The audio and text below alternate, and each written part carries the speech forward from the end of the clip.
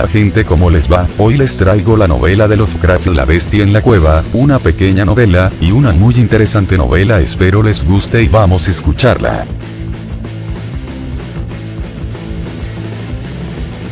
La bestia en la cueva. La horrible conclusión que se había ido abriendo camino en mi espíritu de manera gradual era ahora una terrible certeza.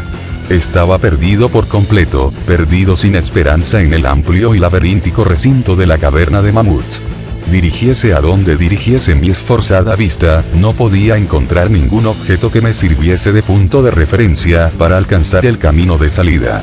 No podía mi razón albergar la más ligera esperanza de volver jamás a contemplar la bendita luz del día, ni de pasear por los valles y las colinas agradables del hermoso mundo exterior.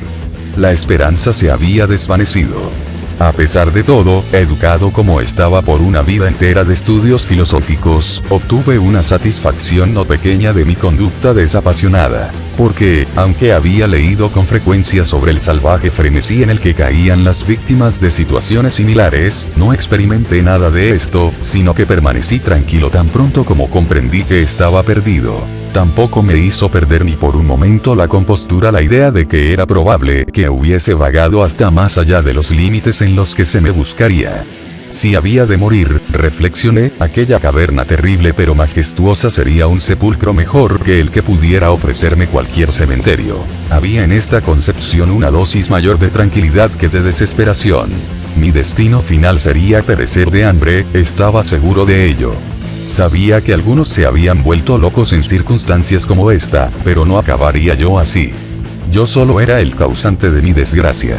Me había separado del grupo de visitantes sin que el guía lo advirtiera. Y, después de vagar durante una hora aproximadamente por las galerías prohibidas de la caverna, me encontré incapaz de volver atrás por los mismos vericuetos tortuosos que había seguido desde que abandoné a mis compañeros. Mi antorcha comenzaba a expirar, pronto estaría envuelto en la negrura total y casi palpable de las entrañas de la tierra. Mientras me encontraba bajo la luz poco firme y evanescente, medité sobre las circunstancias exactas en las que se produciría mi próximo fin. Recordé los relatos que había escuchado sobre la colonia de tuberculosos que establecieron su residencia en estas grutas titánicas, por haber de encontrar la salud en el aire sano, al parecer, del mundo subterráneo, cuya temperatura era uniforme para su atmósfera e impregnado su ámbito de una apacible quietud. En vez de la salud, habían encontrado una muerte extraña y horrible. Yo había visto las tristes ruinas de sus viviendas defectuosamente construidas, al pasar junto a ellas con el grupo, y me había preguntado qué clase de influencia ejercía sobre alguien tan sano y vigoroso como yo una estancia prolongada en esta caverna inmensa y silenciosa. Y ahora, me dije con lóbrego humor, había llegado mi oportunidad de comprobarlo. Si es que la necesidad de alimentos no apresuraba con demasiada rapidez mi salida de este mundo. Resolví no dejar piedra sin remover, ni desdeñar ningún medio posible de escape, en tanto que se desvanecían en la oscuridad los últimos rayos espasmódicos de mi antorcha. De modo que, apelando a toda la fuerza de mis pulmones, proferí una serie de gritos fuertes, con la esperanza de que mi clamor atrajese la atención del guía. Sin embargo, pensé mientras gritaba que mis llamadas no tenían objeto y que mi voz, aunque magnificada y reflejada por los innumerables muros del negro laberinto que me rodeaba, no alcanzaría más oídos que los míos propios. Al mismo tiempo, sin embargo, mi atención quedó fijada con un sobresalto al imaginar que escuchaba el suave ruido de pasos aproximándose sobre el rocoso pavimento de la caverna. Estaba a punto de recuperar tan pronto la libertad. ¿Habrían sido entonces vanas todas mis horribles aprensiones? ¿Se habría dado cuenta el guía de mi ausencia no autorizada del grupo y seguiría mi rastro por el laberinto de piedra caliza? Alentado por estas preguntas jubilosas que afloraban en mi imaginación, me hallaba dispuesto a renovar mis gritos con objeto de ser descubierto lo antes posible, cuando, en un instante, mi deleite se convirtió en horror a medida que escuchaba. Mi oído, que siempre había sido agudo, y que estaba ahora mucho más agudizado por el completo silencio de la caverna, trajo a mí confusamente la noción temible e inesperada de que tales pasos no eran los que correspondían a ningún ser humano mortal. Los pasos del guía, que llevaba botas, hubieran sonado en la quietud ultraterrena de aquella región subterránea como una serie de golpes agudos e incisivos. Estos impactos, sin embargo, eran blandos y cautelosos, como producidos por las garras de un felino. Además, al escuchar con atención me pareció distinguir las pisadas de 4 patas, en lugar de 2 pies. Quedé entonces convencido de que mis gritos habían despertado y atraído a alguna bestia feroz, quizás a un puma que se hubiera extraviado accidentalmente en el interior de la caverna. Consideré que era posible que el Todopoderoso hubiese elegido para mí una muerte más rápida y piadosa que la que me sobrevendría por hambre. Sin embargo, el instinto de conservación, que nunca duerme del todo, se agitó en mi seno. Y aunque el escapar del peligro que se aproximaba no serviría, sino para preservarme para un fin más duro y prolongado, determiné a pesar de todo vender mi vida lo más cara posible. Por muy extraño que pueda parecer, no podía mi mente atribuir al visitante intenciones que no fueran hostiles. Por consiguiente, me quedé muy quieto, con la esperanza de que la bestia, al no escuchar ningún sonido que le sirviera de guía, perdiese el rumbo, como me había sucedido a mí, y pasase de largo a mi lado. Pero no estaba destinada esta esperanza a realizarse. Los extraños pasos avanzaban sin titubear, era evidente que el animal sentía mi olor, que sin duda podía seguirse desde una gran distancia en una atmósfera como la caverna, libre por completo de otros efluvios que pudieran distraerlo. Me di cuenta, por tanto, de que debía estar armado para defenderme de un misterioso e invisible ataque en la oscuridad, y tanteé a mi alrededor en busca de los mayores entre los fragmentos de roca que estaban esparcidos por todas partes en el suelo de la caverna, y tomando uno en cada mano para su uso inmediato, esperé con resignación el resultado inevitable. Mientras tanto, las horrendas pisadas de las arpas se aproximaban. En verdad, era extraña en exceso la conducta de aquella criatura. La mayor parte del tiempo, las pisadas parecían ser las de un cuadrúpedo que caminase con una singular falta de concordancia entre las patas anteriores y posteriores, pero, a intervalos breves y frecuentes, me parecía que tan solo 2 patas realizaban el proceso de locomoción. Me preguntaba cuál sería la especie de animal que iba a enfrentarse conmigo.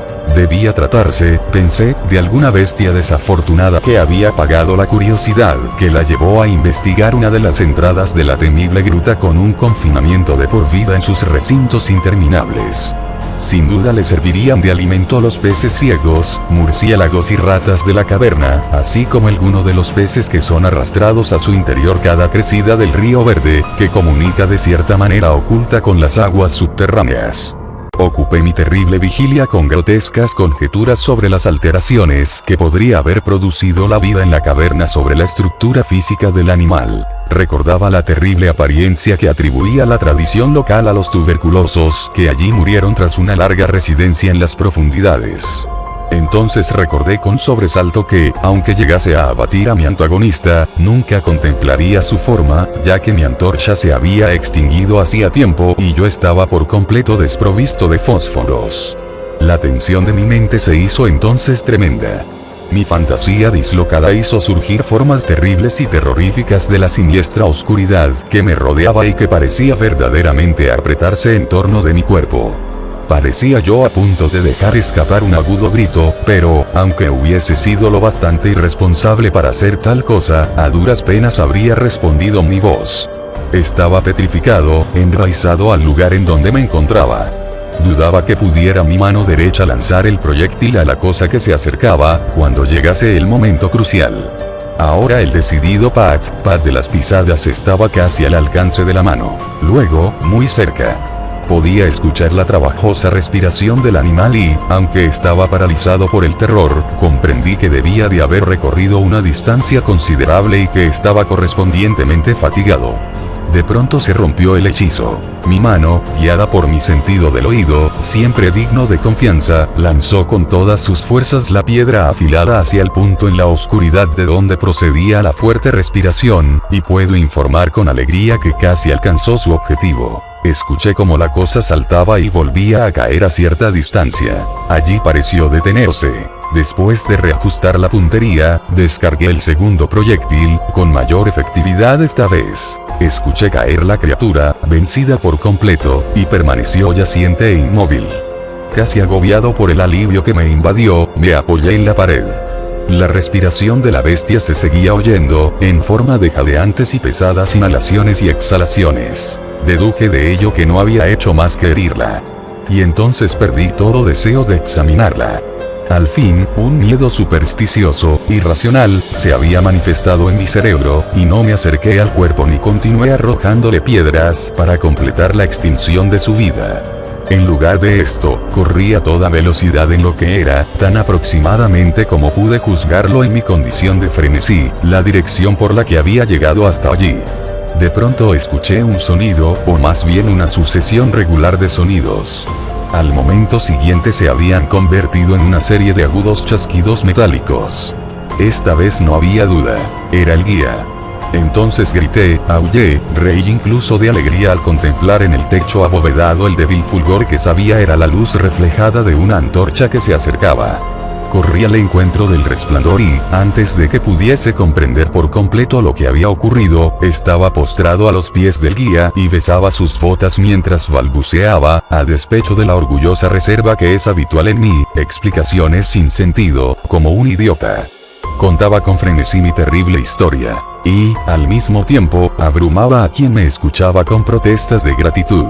Volví por último a algo parecido a mi estado normal de conciencia.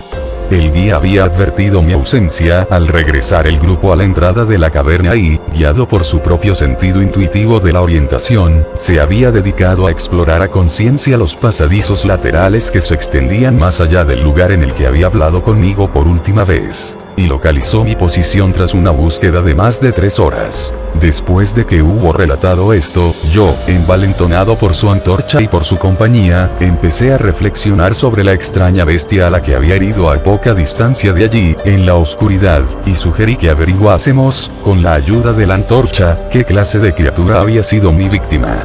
Por consiguiente volví sobre mis pasos, hasta el escenario de la terrible experiencia. Pronto descubrimos en el suelo un objeto blanco, más blanco incluso que la reluciente piedra caliza. Nos acercamos con cautela y dejamos escapar una simultánea exclamación de asombro. Porque este era el más extraño de todos los monstruos extranaturales que cada uno de nosotros dos hubiera contemplado en la vida.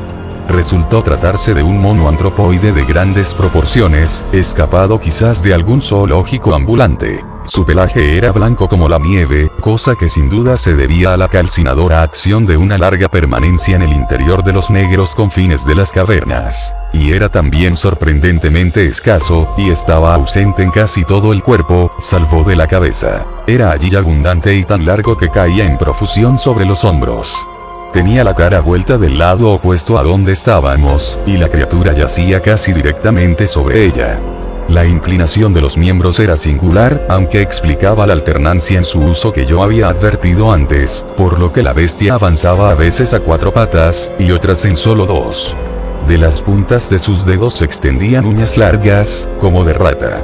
Los pies no eran prensiles, hecho que atribuía la larga residencia en la caverna que, como ya he dicho antes, parecía también la causa evidente de su blancura total y casi ultraterrena, tan característica de toda su anatomía. Parecía carecer de cola. La respiración se había debilitado mucho, y el guía sacó su pistola con la clara intención de despachar a la criatura, cuando de súbito un sonido que ésta emitió hizo que el arma se le cayera de las manos sin ser usada. Resulta difícil describir la naturaleza de tal sonido. No tenía el tono normal de cualquier especie conocida de simios, y me pregunté si su cualidad extranatural no sería resultado de un silencio completo y continuado por largo tiempo, roto por la sensación de llegada de luz, que la bestia no debía de haber visto desde que entró por vez primera en la caverna. El sonido, que intentaré describir como una especie de parloteo en tono profundo, continuó débilmente. Al mismo tiempo, un fugaz espasmo de energía pareció conmover el cuerpo del animal. Las garras hicieron un movimiento convulsivo, y los miembros se contrajeron. Con una convulsión del cuerpo rodó sobre sí mismo, de modo que la cara quedó vuelta hacia nosotros. Quedé por un momento tan petrificado de espanto por los ojos de esta manera revelados que no me apercibí de nada más. Eran negros aquellos ojos, de una negrura profunda en horrible contraste con la piel y el cabello de nívea blancura. Como los de las otras especies cavernícolas, estaban profundamente hundidos en sus órbitas y por completo desprovistos de iris. Cuando miré con mayor atención, vi que estaban enclavados en un rostro menos prognático que el de los monos corrientes, e infinitamente menos velludo. La nariz era prominente. Mientras contemplábamos la enigmática visión que se representaba a nuestros ojos, los gruesos labios se abrieron y varios sonidos emanaron de ellos, tras lo cual la cosa se sumió en el descanso de la muerte. El guía se aferró a la manga de mi chaqueta y tembló con tal violencia que la luz se estremeció convulsivamente, proyectando en la pared fantasmagóricas sombras en movimiento. Yo no me moví. Me había quedado rígido, con los ojos llenos de horror, fijos en el suelo delante de mí. El miedo me abandonó, y en su lugar se sucedieron los sentimientos de asombro, compasión y respeto. Los sonidos que murmuró la criatura abatida que yacía entre las rocas calizas nos revelaron la tremenda verdad. La criatura que yo había matado, la extraña bestia de la cueva maldita, era, o había sido alguna vez, un hombre. ¿Qué les pareció? Para mí han sido muy interesantes. Bueno gente, ha sido todo por este video, nos veremos pronto. Oye Gray, tengo hambre y aquí no hay comida. Así dile a Kaori, ella es la sirvienta. Ella dice que no es sirvienta y se puso loca. Así es que tienes que ser intimidante porque le gusta ser perezosa, y se aprovecha. Entonces voy con ella. Si ve que no te diga que no, no seas amable. Jejeje.